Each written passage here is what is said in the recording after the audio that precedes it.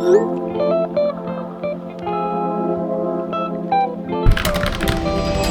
everyone, welcome back to another video. It's another day in the life, but it's going to be slightly different because today I am going to be answering a question I have been getting so many times since I started this YouTube channel, and that's basically how I was able to become a software engineer, my salary progression, what I had to do to get here and stuff like that. So lock in because today's video is going to be kind of different, but you might find it worth it. First of all, I've been a developer for about 5 years now. I started as an international student, if you can't tell by my accent. I came to Canada when I was 17 in 2017, 2018, give or take. So, as an international student, I would work part-time, except in summer where you could actually work full-time. I used to work in spots like Walmart, Home Depot, and just warehouses.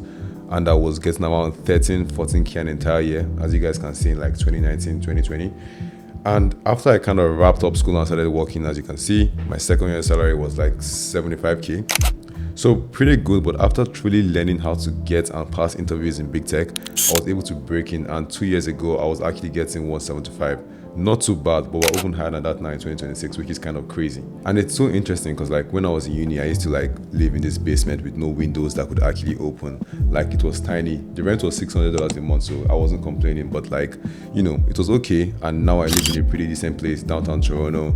I travel quite a bit, and honestly, life is pretty good. So strap in because this might be different, but depending on where you are in your journey, especially if you want to be a software engineer, I think you get a lot of value from this. Anyways, based on my experience and that of many others, I would say getting a job in tech comes down to two very major things. The first is that you need to get interviews, and the second is that you need to actually pass them. These are two extremely different things, and we will tackle them, but they are both very important. Let's talk about, first of all, how to get interviews, then we'll talk about how to actually pass them. Now, to get an interview is extremely important, and you'd be like, well, obviously, but software engineering isn't like other careers where you have a degree, you're entitled to an interview, or you apply to 5 jobs, you get an interview.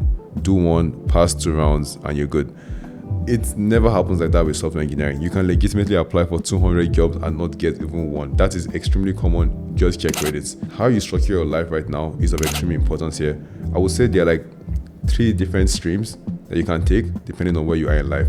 If you're in high school or you're just starting university, if you just finished university or you're a new grad without an internship, or if you've already been working in another career and you want to switch. For the sake of this video and so it doesn't get too long, I'll focus on only the first one. If you guys want me to talk about like new grads or someone who is switching for another entirely different career, just leave a comment below, join TraceDev, join the Discord, and we can talk about it.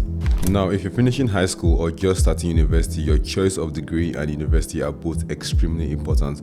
I cannot stress this enough, and I'll show you why.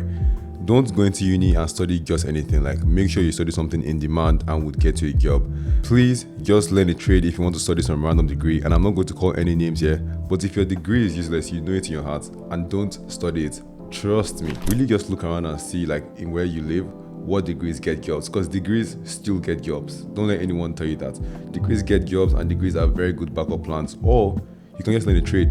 Trade also get jobs, but don't let someone just tell you like, oh, after high school, you just go and do your own thing. It can work, but you don't want to take that chance.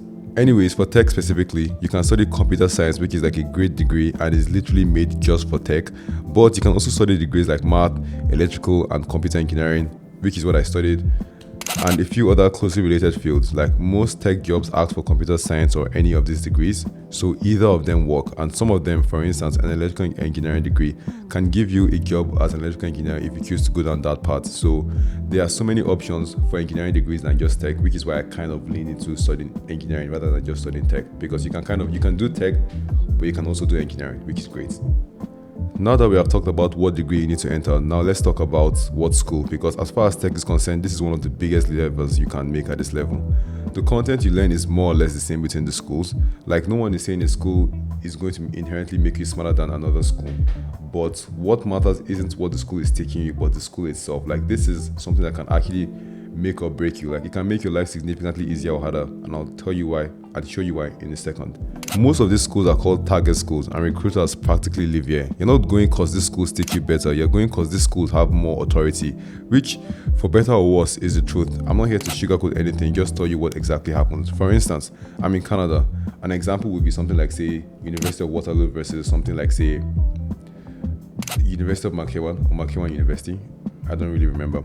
But like, this is extremely important because if you're a local student and the school fees is all the same, you really should be going, and you want to study tech, you really should be going to University of Waterloo than going to like Makerere University, because for instance, an international student like myself would have to pay $70,000 to go to somewhere like University of Waterloo. So we can't always do that.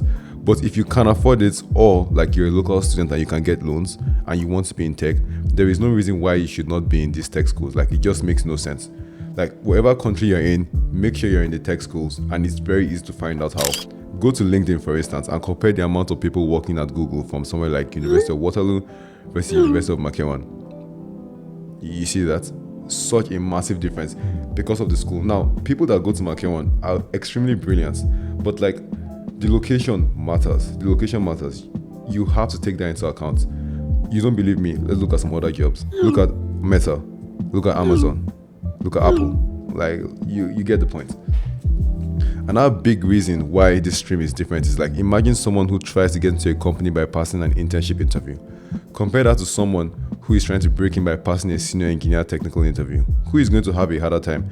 Intern interviews are so much easier than anything. Like, that's why a lot of people who break into tech from interning just stay there, and if they get laid off, then they're interviewing and they're like, oh, this is very hard. Like, maybe they had to merge like a sorted list to get the internship, and now as a senior you need to solve some dynamic recursive code like itself. Like, I spoke to someone who got into a big tech company, and we're just discussing, right? Because I didn't intern at a big tech company, so I kind of had to go through the harder parts. But like, I was talking to her and I'm like, oh, so like, what about like the algorithms and like lead code? And she's like, no, I don't talk about that. She doesn't know anything about that. She got in like because she was in a good school where recruiters would come and get you in there. As long as your GPA is high enough, people would want you to intern there. And if you intern there, you get a callback offer, you're straight. So that is by far the easiest way to get in. You can obviously still get in through like another means. That's what I did. But if I could go back in time, I would definitely focus on like getting an internship, because your life would just be easier. Like, why would you do something harder if you can do it easier? Now, say you're in the school and the right degree, you absolutely must get an internship before leaving that school. Like, this is the entire reason you went there.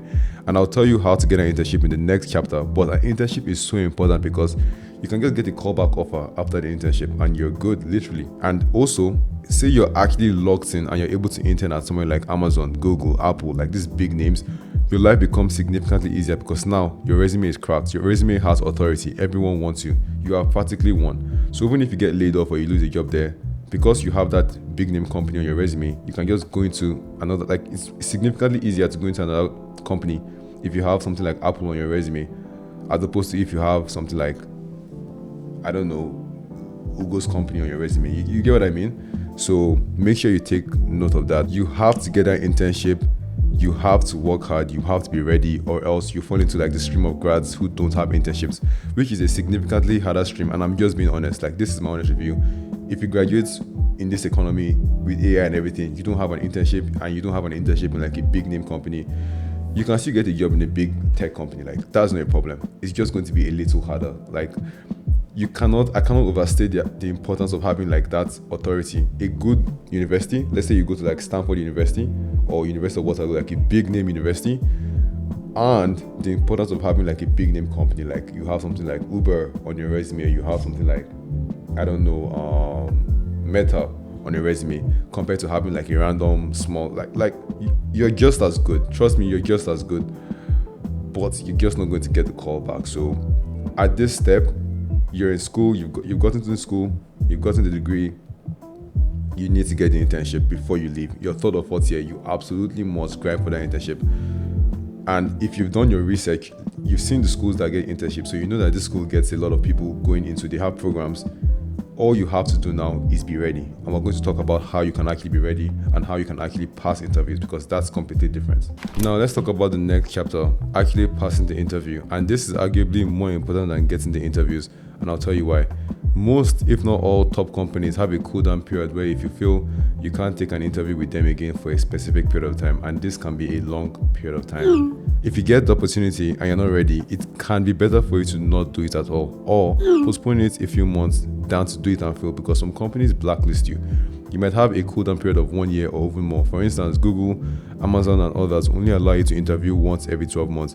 So once you fail, you're benched. You now have to try and, first of all, get the interview again, which is already very difficult.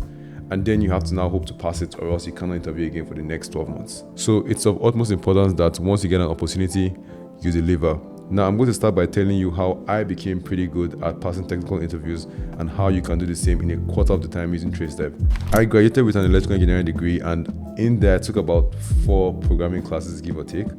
Like most of them were much lower level, like MIPS, assembly language, and like C++. So I did understand programming quite a bit, especially at the lower level as an electrical engineer. But I learned a lot and also had an internship at a small tech firm that allowed me to actually learn to program properly, understand code, debug, and all that. And I was very decent at like day-to-day real life work of a developer, but I could never crack technical interviews for big tech until something opened my eyes. Long story short, Amazon called me for an interview. At the time, I had interned and worked at like smaller companies, so I was very excited to take the opportunity. I knew how to code, I knew how to debug, and all of that. Like I had some experience, so surely I could pass the interview, right? Wrong. So I had failed at the first stage, the online assessment, which I'm not going to lie is very shameful because software engineering interviews typically follow 7 to 8 rounds, give or take, and like out of those 7 rounds, 4 or 5 of them are technical rounds, and one of them is a system design. So you have the online assessment. You might then have like one other round where you might talk to a HR or someone or something like that, and then you're going to have an on-site most of the time. Sometimes they might break this down one by one, but you typically would have an on-site. An on-site is going to have 4, sometimes 5, like technical interviews back to back. So you might have to block out some time on your calendar for like 5 hours or 6 hours straight. 6 hours straight you're going to be coding. Someone is going to join like a Google Meet or a Zoom call. You will be in the same Zoom call. Someone will join to assess you. You're on the clock for like 45 minutes. You go through it. Someone will leave. You come in again. Someone will assess you. And if you fail any one of those, or you don't do pretty well on any one of those, you could still get a call back if you only like just a small hiccup. But then again, you have to think about it. Your competition isn't getting one wrong. They're getting everything right. So you need to make sure that like you are locked in. And if you don't, you have to wait for 1 year. After I failed that, I realized that I'm missing something very important. Like I am missing something fundamental. It's not like I don't know what to do on the job.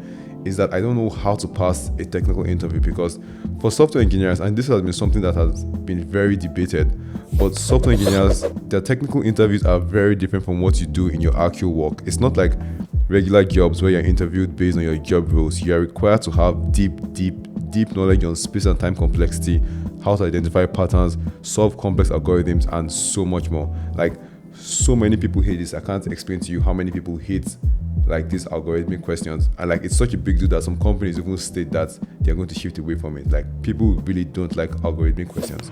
It can genuinely be very difficult. So how can someone like me be able to become pretty good at solving or coding technical interviews while also being pretty good at like work? Because these are 2 different strengths, and the answer is you just have to take it from the top. I simply took it from the top. Basically, after the Amazon hiccup, I started learning about data structures, lead code, system design, scalability, CAP theorem, asset compliance, big O notation, sorting. I basically started from the simplest points, and I mean the simplest point, like just things I already know. Basically, I treated like I didn't even know how to code, learning like how to print something. Okay, what is a variable? What is a scope? Starting from that like very fundamental level where you can pick up a random person from the street and tell them to print out this command, and they can print it out because it's so simple, it's just 1 line of code, and then just building up on top of that. And I mean, like, if you don't believe me, here are my notes right now. So I'm going to show you guys a little bit of my notes, and the thing is I used to actually type out my notes. I used to write some, but I also used to like type some. So I'll just go through some of my notes to kind of show you what I went through, because this was very long-winded. Like this took me such a long time to like nail. But if you see here, I have like my data structures and algorithm notes. As you can see in here, I have like all types of algorithms that I would like learn one by one. So anytime I'm solving a question and say something like lead code, and I see something I don't understand, I would actually come in here, understand it, like write it down myself. So I had so many different algorithms I was walking through, and I wrote this such a long time ago. So these are like very old notes. I know it's just 12 months ago, but I actually wrote this in like almost 4 or 5 years ago. This is very old. I wrote a lot of these very old. So like any algorithm I see I don't understand, I would like write it down. As you can see, I had some courses like properly learning about like lookups on shifts, like basically processes that can be done on like arrays and stuff like that. So there were so many different things I learned here. And this isn't AI, by the way.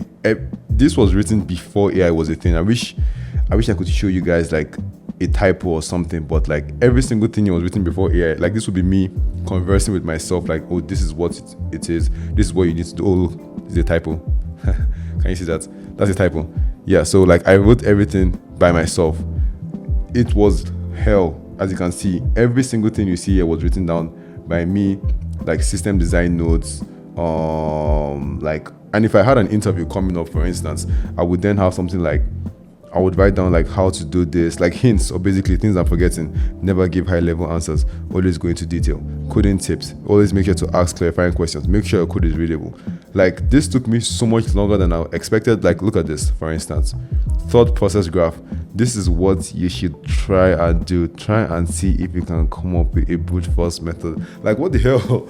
Like, oh my god, even reading this, I'm like, bro, this was hard. And it wasn't just data structure and algorithms. Like I learned properly like how AWS works and stuff like that, because like you need to know that in order to understand how like system design works, right? I learned all about that.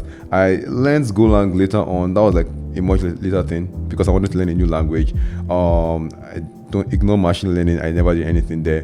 But like Docker and Kubernetes, for instance, if you're going to like work anywhere proper, you're going to have to deal with like Docker containers, containerizations, Kubernetes clusters, kubectl. Like you need to know all about that kind of stuff. So all this I had to learn by myself. Let me show you guys my leads code, for instance, right now. So you see my leads code. This is my leads code profile, and I have solved 307 leads code questions. Now I don't know about you guys, but I personally don't know anyone that solved that many leads code questions. Like if I can move to say 2024, for instance, you guys can see like I would come on and off. But like in the very beginning, like almost halfway throughout the year, I was always solving. So these gaps, it doesn't mean I stopped solving. I actually found out like I don't understand this type of algorithm, and I would take like days to go and learn it. Come back like leads coding. I was always leads coding. I was always studying. I was always crushing these interviews questions. But it was so hard because like I didn't know exactly what I needed to do. Like I was all over the place.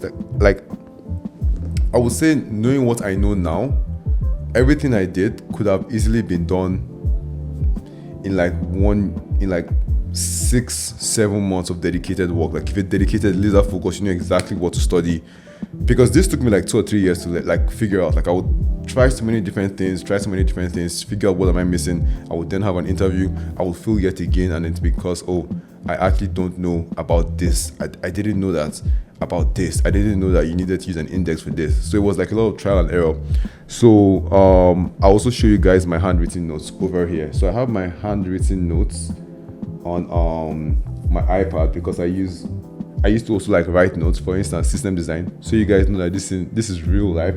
On some of my notes here, I have updated them eventually. But for instance, if you look at like my leads code scribbles, I would sometimes be on the bus, and then I'll be like reviewing questions that I wrote before. I'm just trying to figure out like why isn't this working?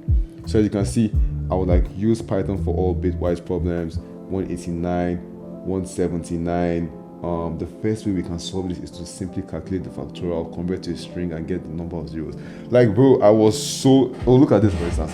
This is the binary search solution. So like I was so dialed in with like studying algorithms at this point in time. This is just one note. Okay, I'm back. So this is just like one note. As you can see, this was when I was learning like merge sorts, and like at this point in time, when I was like dialed in, if you wake me up at night and ask me like almost any algorithm, I wasn't memorizing. I was truly learning. That's why right now, if I have a technical interview right now, I don't have to do too much. Like I already kind of know how to pass that step, and I'm also still improving in like my typical day-to-day life of work. For instance, if you come over here, you will see I had notes on system design, for instance, system design notes and examples. So let's go all the way up, and if you see over here, like this is just like rate limiting API.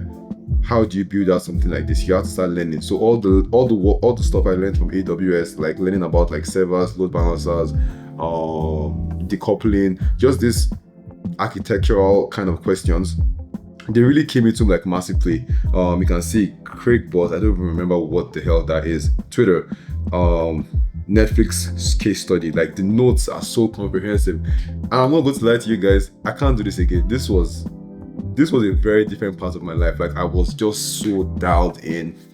I can't do this anymore. No, I'm just tired. I'm too old. I'm too tired. It was a lot to do. It was very lopsided. It wasn't the most, should I say, the best way that I would recommend someone learn.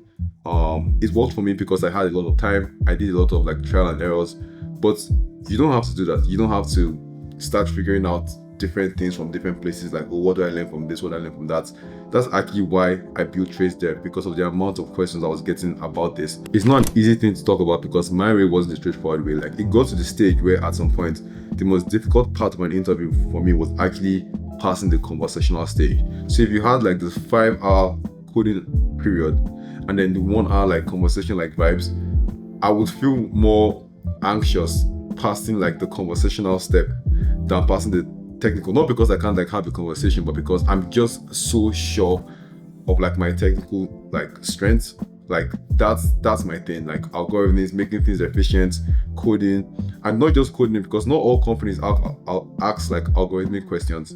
Some is small amounts, but some do ask like more a day in the life kind of question where they would give you like a real problem that they're facing and ask you to solve it. But even then, you still apply your efficiency. So when people say like lit code is useless, it's not necessarily useless. Like on a regular day-to-day, yes, but when you're actually building out something that you need to be able to operate in like milliseconds, you need millisecond level latency. You need to know how to like optimize every single time and space. You need to know that. The issue was that it took me way too long to learn everything that I needed to learn, because like it was also fragmented and it was all over the place. It took me years and lots of trial and error, and that is specifically what TraceDev was built to help with. So TraceDev primarily helps because it takes you from the very simple fundamentals, like the most basic of basics, where you can actually go and bring up someone from the streets, a random person from the streets, and like give this to them. And the goal is that in 6, maybe 8 months, they're able to be competitive enough to actually pass big tech interviews and actually be able to get an offer. When we were making this, me and my buddies were just really thinking, what would we have wanted when we were just getting started? Like, what would have made interviews a lot easier? And like that was the direction we took for every single decision made on this platform. Like, it was primarily focused on making the concepts a lot easier to understand and a lot harder to skip. Like, it starts you off by making sure you actually know how to code, and if you don't, you have to learn it, which it also does. So learning fundamentals from like the very start, learning about variables, control flows, lists, loops, and so on, until you get to like data structures, where you start understanding how to code more in an interview-based environment. You start thinking more in time and space complexity, when to use this, what is the fastest for that. And finally, it goes through like almost every single type of algorithm you will see in an interview. But it's not like a course. You actually must pass and truly understand before you can move on to the next step. Every single thing is locked. So if you're not able to exhibit proficiency in one level, you don't get to go to the next level. You absolutely must understand it.